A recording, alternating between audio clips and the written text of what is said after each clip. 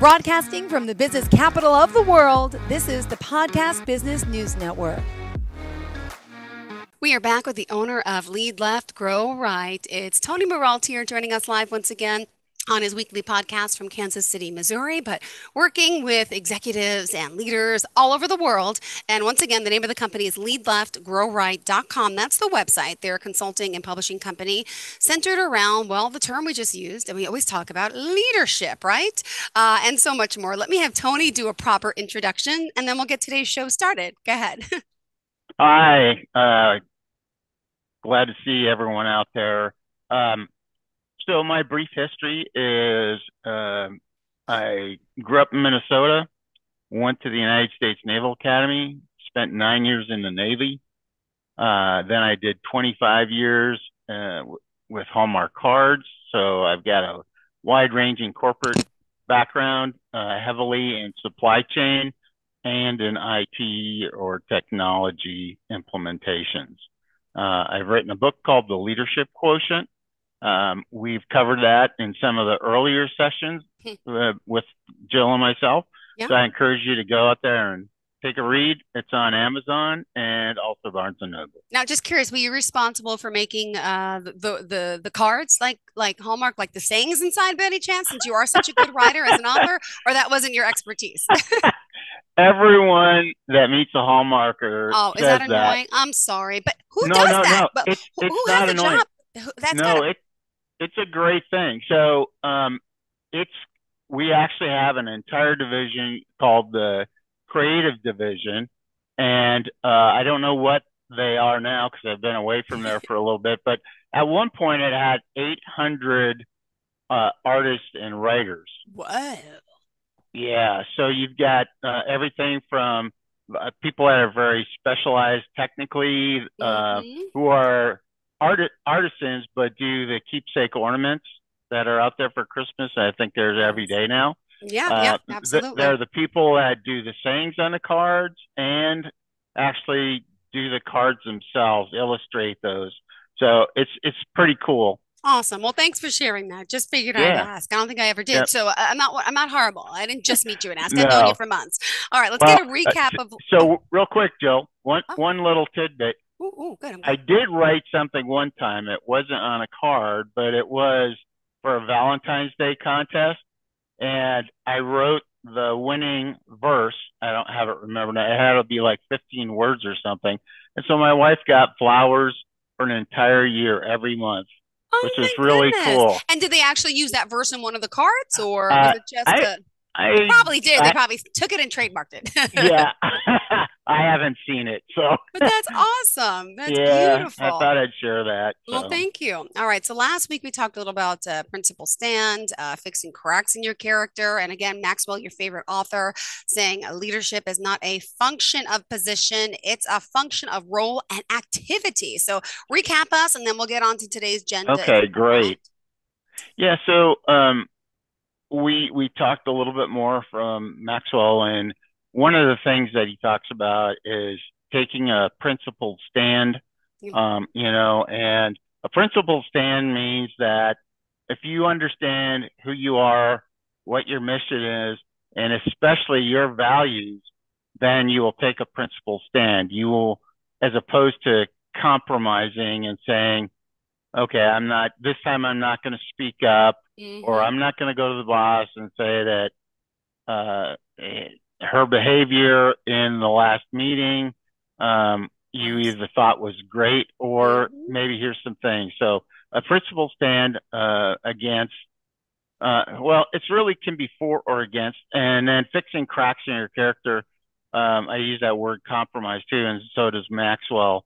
Each of us grows up in a lot of different ways, different phase, different parents raising you, some good, some bad. So everyone has initially flaws in their character, but you can fix those flaws if you identify them. And that requires a great amount of introspection. And we talked about the steps on that last week, so I won't cover them here. And then, as you said, leadership is not a function of position. So when he says it's not a function of position, that means just by title alone.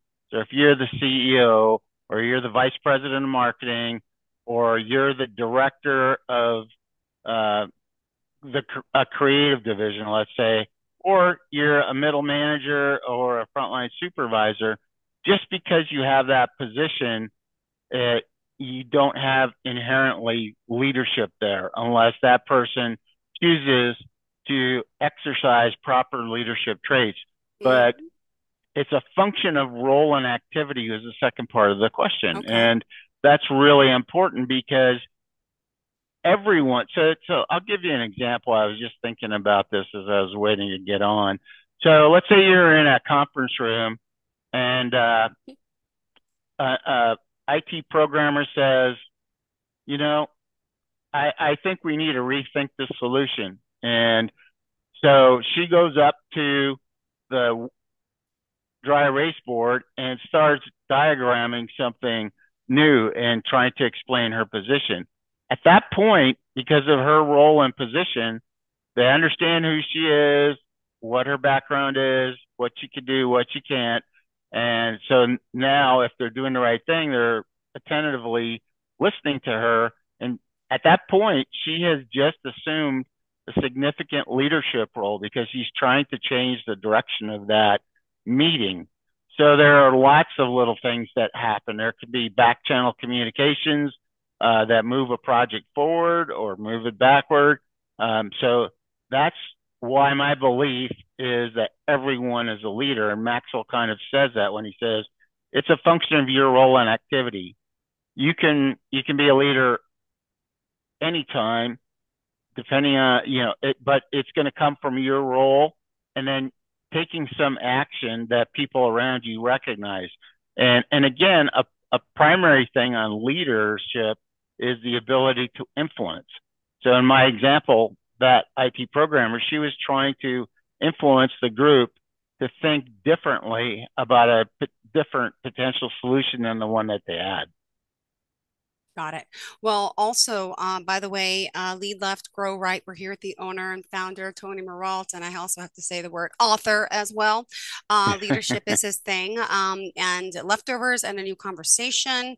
You say in today's day and age, how technically savvy do you really have to be as a leader? So tell me about this technical savviness a little further, please. Sure. So, well, I have to back up with what I just I know. said. In this case, I am talking about a function of position. Okay. So what I'm saying there is a lot of times people will say you have to have been a programmer before you can be an IT project manager. Now that's really helpful, but there are IT project managers who understand technology and how it works, but they don't have to know how to actually code the system. They have people on their team that code the system. So a lot of cases, people will promote and say, well, they have to have that exact background. And that's very limiting in a corporation. So um, if you're trying to really develop someone, if you keep them in IT all the time and they don't do a stint over in the business unit, let's say, they're not going to learn how, because IT is kind of behind the scenes. They're not going Hmm. to learn unless they're in that business role, um, how the business really works. But um, they don't have to be a leader who has to have that technical, uh, in most cases, to background to do that. Now, in finance, you probably can make a good case that, okay, if you're a finance manager, you probably either need a degree in finance or you have done something in finance. But Yeah. but in general, those kinds of roles, um, people have to think a little bit more broadly. Otherwise, you undermine the ability to utilize people and put them in challenging positions. Hmm. So so that's what I say about being a leader. In a lot of cases, you don't have to have that technical proficiency. Got it. Um, and now the flip side of that is a lot of Hmm. time people say, well, you have to have done a role. So you have to be an inventory control controller before you can be an inventory manager, or you have to have design cards, etc., before you can be a creative manager. Mm, Or a classic is in engineering or IT, we take someone who is, quote, the best engineer or the best IT programmer, and we promote them into a position which is vastly different from what their frontline job is. And we don't give them the tools to actually take that positional leadership and utilize it yeah. for folks. So does that make sense? Absolutely does. And I love it. Principal, by the way, you mentioned up on top. Does that say principal stand? Principal? Yeah, principled stand. Yep. Okay. Oh my gosh. Okay. Am I spelling it wrong? Principled stand. You're right. I'm looking at it. I'm thinking LED light. I'm like, what is the LED above his head? Uh, you probably wouldn't notice that. Yeah. Yeah. Yeah. Yeah. All Yeah. right. No. So, well, do you want to talk a little bit about a personal experience, time Um, in your life? You've yeah. done this, So, seen it done really well. yeah. Well, I'll give you. I'll leave it to others to judge how well it was. But um, for me, I had a lot of background in distribution because that's where I started. Mm-hmm. But I had uh, a technical background, both Yeah. from the Naval Academy as well as for my master's degree, which was in information Mm-hmm. management. However, um, when I was promoted into middle management, um, I was taking on a role in a division that's global procurement. Well, I hadn't actually had to buy stuff and so forth, but I did have to understand. So I took the time to go through areas and understand that. And then we were implementing some very technical projects like a data warehouse, an e-sourcing tool, and some other things.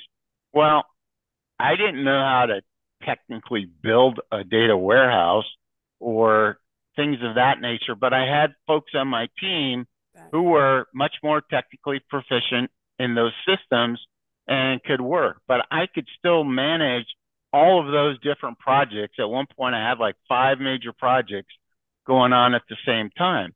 So I can get enough technical knowledge to understand how you build a data warehouse, but I don't have to actually do all the work to do that.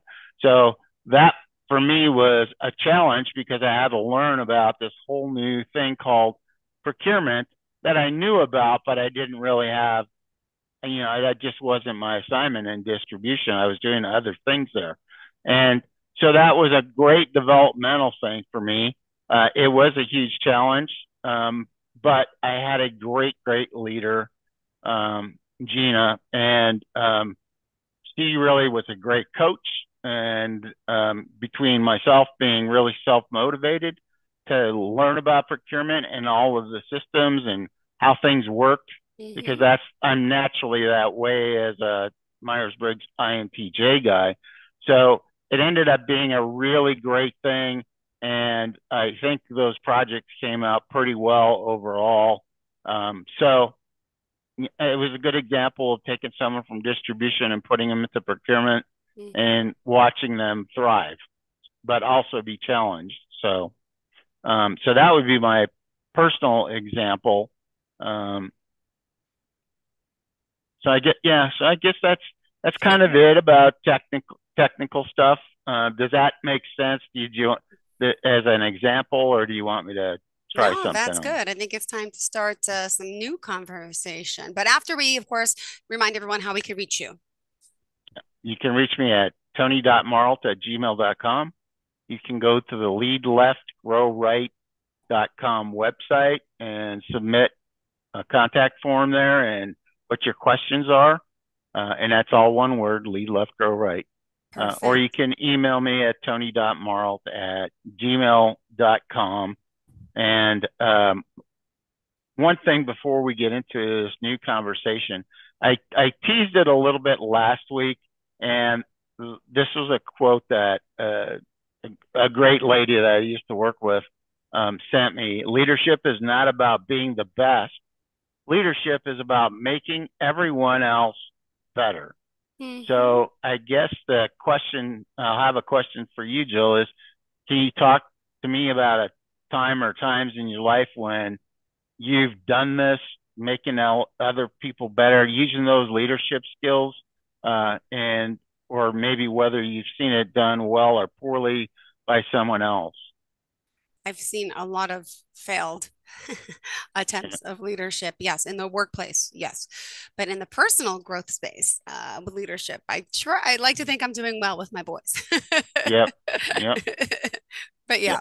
And that's a great example on a personal level of making people better. And I try to do that as well, raising six kids. Sometimes you're successful, sometimes you're not, especially with your firstborn. You make a lot of mistakes as a parent. Um, but in the workplace, I also encountered people that it was all about, and this is probably the biggest observation um, overall on leadership is there's two components to leadership, and I call it go and grow. And I've mentioned that before, but go is the part, if you had an XY coordinate, go is where you're trying to get the job done, period, the end. But you don't really think about the growing people side. Hmm. So a great leader is balanced on getting those objectives done, getting those goals met, but also growing people at the same time. And there's so many ways that you can grow people. And we've talked about some with professional development, et cetera.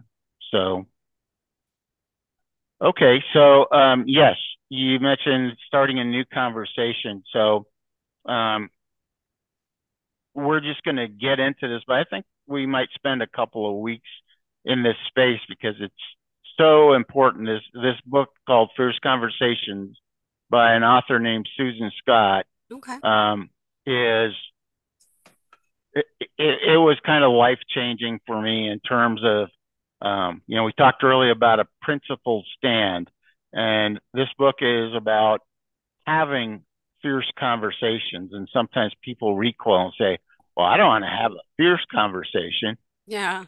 Yeah. So a fierce conversation is not about yelling at the other person, demanding Hmm. something, etc. Oh yeah. It's not about raising your voice. It's about having an authentic conversation where you bring your best self to that conversation. You have your ears tuned in on them so you can actually listen instead of having distractions. And you can have a dialogue between each other that is honest but very respectful. Hmm. And hopefully, you leave that conversation with a, a leap in growth of that relationship that you have with that person. So that's that. We'll dive into it. For next week, I think we'll dive into that fierce conversation. What is it in a lot more detail, and so this time that's kind of my overview of fierce conversation. It's authentic, real, fearless, and um, so at this point, I'd like to read a quote. So I have to look down, unfortunately, because Yeah, it's I fine. don't have it memorized. No, I don't have all the notes memorized. I always look down. And it stinks when the internet doesn't work because I'm like, I'm so lost right now, but just pretend I'm not.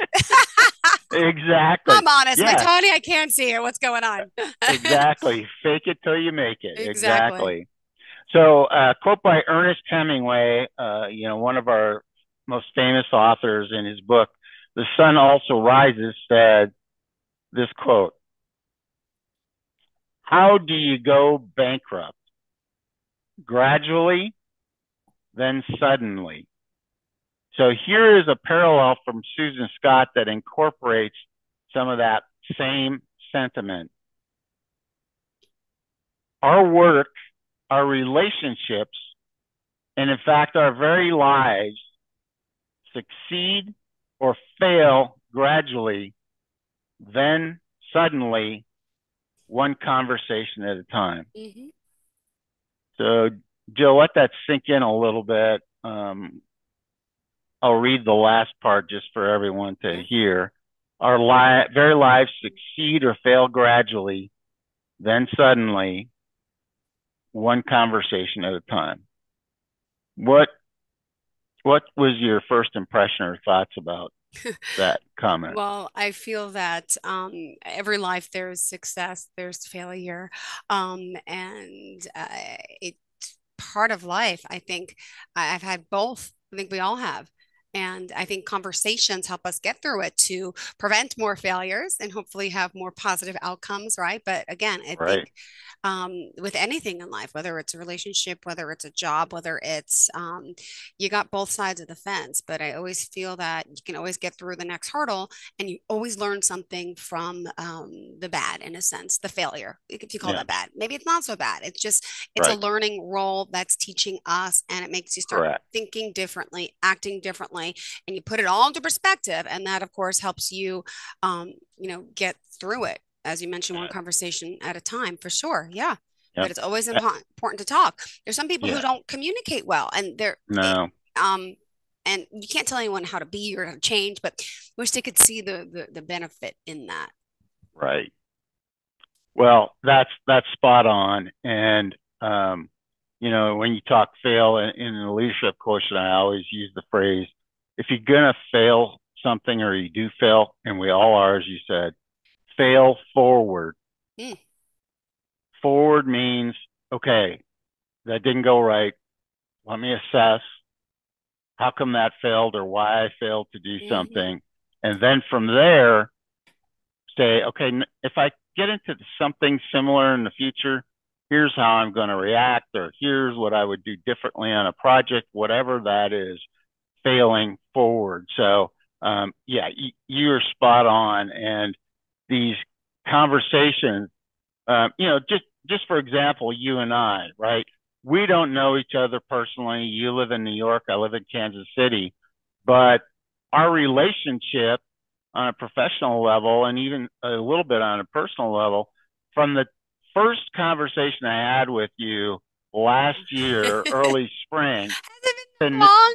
Oh my gosh! But yeah, yeah, it's been a long time. Well, I had some gaps in there because of health issues, but um, so we have a different relationship now because you and I just about every week have a half hour conversation about topics. And in the course of that, we sometimes talk, about our personal person. lives Uh-huh. or situations, right? So I don't know your youngest son's name, but your oldest son is Austin and Jackson. Jackson. Yeah, so Yeah, you're a good Austin and listener. But yeah. Jackson, right? Hmm. And I've raised six kids and kind of where my background is. I commend So you. Yeah. right, so we have, I think we have a very good relationship. That first day, it wasn't necessarily good or bad. It just was we hadn't had a conversation yet. So, Yeah. my goal, and I'm sure your goal, was to try and have positive conversations as we move things forward. Yeah. Right? And I believe it's worked well so far. I like Tony as a person first and Yeah. foremost, not as a business associate. Yeah. Right. Right. Seriously. Right. No, no. And that's so important. People don't dig, and we'll talk about this in first conversations. They don't dig into the well of that individual to say, man, now I understand where they're coming from, or I really respect them for this, etc.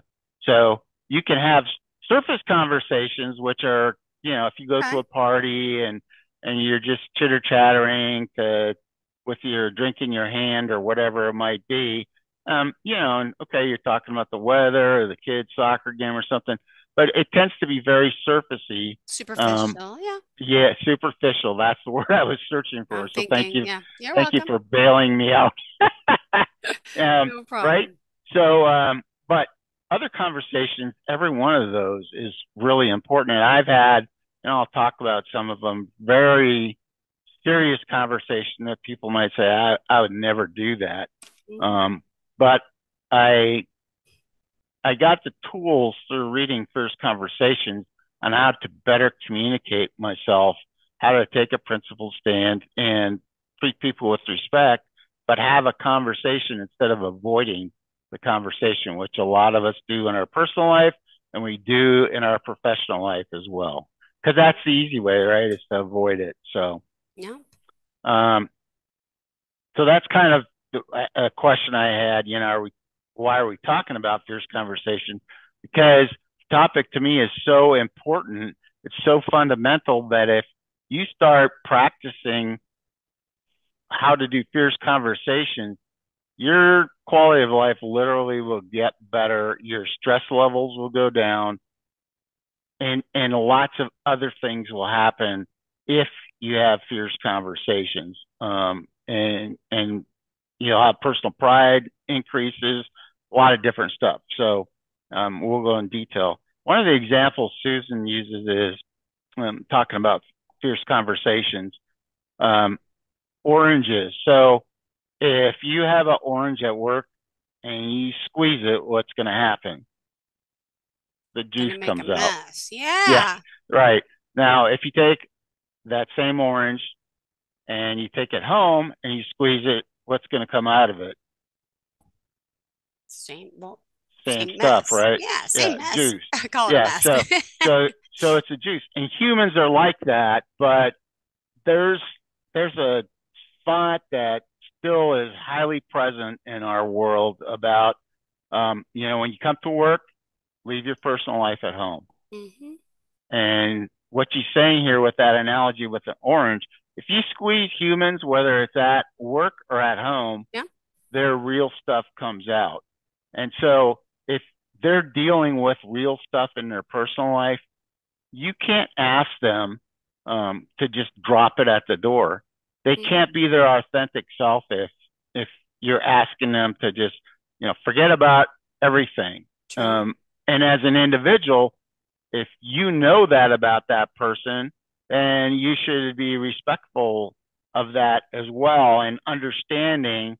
That doesn't mean lowering your standards, but you have a different understanding. You can have a different conversation with that person. Let's say if they started slacking off or something in their work habits, this is not in alignment with the corporate goals or whatever that might be. So oranges and humans, so Oh, are you the same person at at home home than as you you are at are work. at work? Yeah. What would you say? Yeah, I am. Yeah. I And kind of am. I can't lose one or the other. It's just me. yeah, I don't, yeah. Yeah. What about you? right. Yeah, well, I think before I read First Conversations, there was a lot as I jumped from the Navy into the corporate world, Mm, there was a lot of teaching of leave your personal stuff at home. Now yeah. I knew personally because I'm very introspective as an introvert that that just doesn't seem true, and it bore out over the years. And Mhm. then once I read Fierce Conversation, it really validated Yeah. that and gave me tools to be that way. So Well, I um, apologize. We're out of time. We have to get we're moving. and we only had like one more thing done, and Susan basically says we're not a box that you can tape shut, Hmm. right, and just leave it at the door. So Yeah. I thought that was a great quote. So next week we'll continue having another conversation, and we'll get into Fierce Conversation in a Perfect. lot more detail. Okay. Thank you so much. Lead Left, Grow Right owner Tony Marolt, thank you again for being here. And we'll look forward to next week's conversation. Are you looking for even more of the podcasts and hosts that you love? The Podcast Business News Network is proud to announce that you now have even more ways to listen live. Check out the MyTuner Radio, online radio box, and Simple Radio apps on iOS and Android, or find us online. Search for Business News Network on mytuner-radio.com or search Podcast Business News Network on streama.com and onlineradiobox.com/US. Take your podcast on the go and don't miss a minute of the action.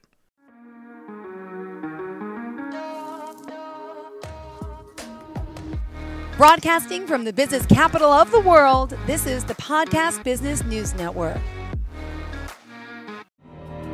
For nearly 2,000 severely injured veterans, everyday life has become filled with barriers. day-to-day simple tasks can become pretty daunting. I have to carry my chair up 2 flights of steps or have somebody do it for me. What scares me the most is just the falling.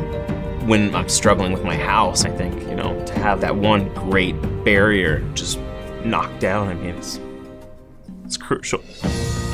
Home for Our Troops is a wonderful nonprofit that builds a mortgage-free, fully adaptive, handicap-accessible house. And there's no catch. It'll be our very first home that we've ever owned. This is a game changer. This is where your life begins again.